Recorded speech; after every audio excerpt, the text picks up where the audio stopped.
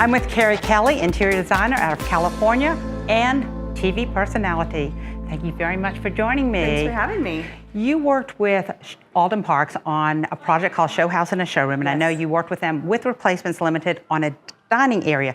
Talk with us about the fabulous design tips you've done here. You know, we're from California, like you mentioned, and we're here at High Point, and what we wanted to do is really bring some of that California casual vibe, but we have a dining space, so we needed a little bit of shine going on, but also a lot of personalization. So we have this color on leather in other areas of the space, so we brought that in, but then made name cards for each of the people eating dinner at the table and a menu. And this is just on acrylic, the back is painted, and then these are just decals that were put on there. So an easy project, or you can have a pro make it too, either way.